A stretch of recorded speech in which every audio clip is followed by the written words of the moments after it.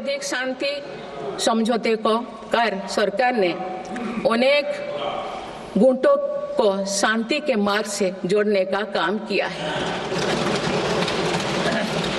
पूरा देश north east के 8 राज्यों की संभावनाओं को देख सके, इस दिशा में पहले अष्टलोक महोत्सव का आयोजन किया गया है।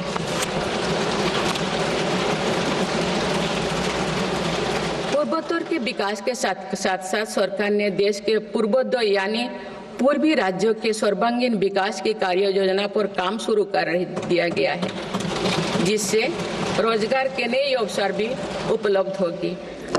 अंडमान निकोबार एवं लक्षद्वीप में विकास की कई परियोजनाएं प्रारंभ कर उन्हें राष्ट्र की विकास यात्रा में महत्वपूर्ण स्थान दिया गया है। अनुच्छेद 370 हटाने के बाद जम्मू कश्मीर में विकास का एक नया वातावरण बना है।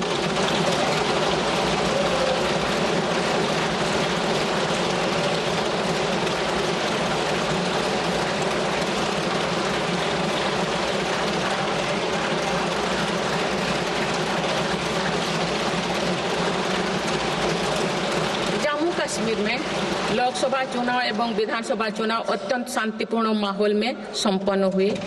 जम्मू कश्मीर के लोग इसके लिए बधाई के पात्र हैं। माननीय सदस्यगण, राष्ट्र या समाज की सफलता समावेशी एवं सर्वस्पर्शी तभी होती है जब वो सिद्धांतों से प्रेरित हो।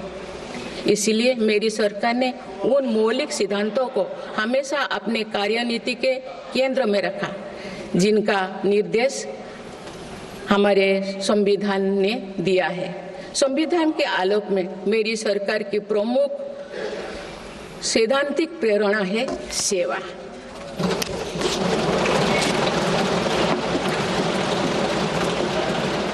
मेरी सरकार मानती है कि 140 करोड़ देशवासियों की सेवा ही सरकार का प्रमुख कर्तव्य है।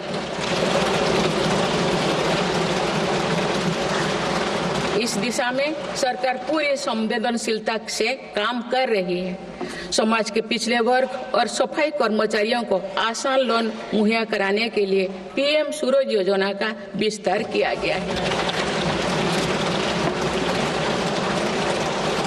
सरकारी योजनाओं का लाभ दिव्यांगजनों तक पहुंचाने के लिए 1 करोड़ से अधिक दिव्यांग पहचान पत्र जारी किए गए हैं।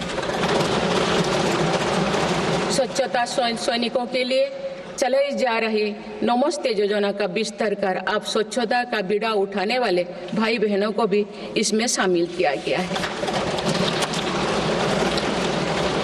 विकसित भारत की यात्रा में कोई भी छूटने ना पाए, इस ध्येय के अनुरूप मेरी सरकार सैचुरेशन अप्रोच के साथ काम कर रही है। माननीय सदस्यगण, बीता दशक भारत की सांस्कृतिक चेतना के पुनः जागरण का दशक रहा है।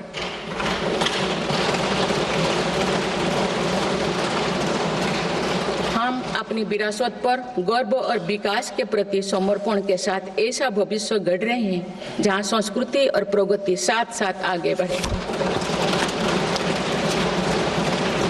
इस वर्ष हम डॉक्टर श्यामा प्रसाद मुखर्जी की 125वीं जयंती मनाए हैं।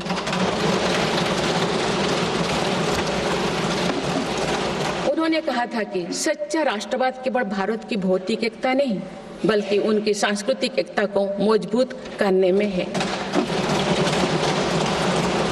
इसी कड़ी में भगवान महावीर का 2550वें निर्माण महोत्सव श्रद्धापूर्वक मनाया गया है। देश ने उत्साह से संत मीराबाई की 525वीं जयंती भी मनाई। महाकवि संत तरुवल्लभ की स्मृति में कई देशों में सांस्कृतिक केंद्र स्थापित किए जा रहे हैं। मेरी सरकार काशी तमिल संगमम, काशी तेलुगु संगमम, सौराष्ट्र तमिल संगमम जैसे सांस्कृतिक आयोजन करके देश की एकता को बढ़ावा दे रहे हैं। माननीय सदस्यगण, हमारी पांडुलिपियां यहाँ हमारी धरोहर है। इनमें विशाल ज्ञान समाहित है, जिसका मानव जाति के लाभ के लिए अध्ययन, शोध और उपयोग करने की आवश्यकता है।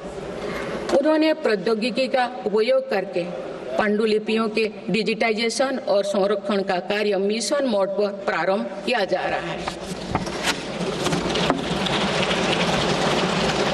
देश की विरासत का एक महत्वपूर्ण स्तंभ हमारी समृद्ध भाषा संस्कृति है।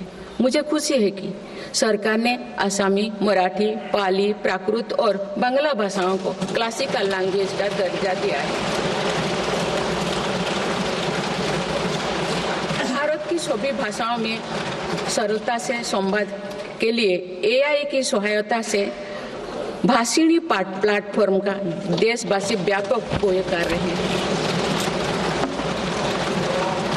माननीय सदस्यगण, मेरी सरकार के प्रयासों से आज विश्व के सांस्कृतिक मंच पर भारत ने ग्लोबल लीडर की पहचान बनाई है।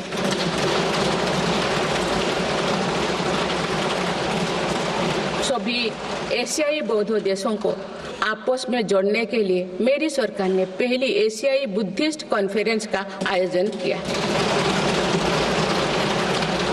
पिछले वर्ष वर्ल्ड हेरिटेज कमेटी की बैठक का आयोजन भी भारत में हुआ, जिसमें 140 देशों ने भाग लिया। अंतर्राष्ट्रीय योग दिवस के माध्यम से पूरा विश्व आज भारत की योग परंपरा को अंगीकार कर रहा है।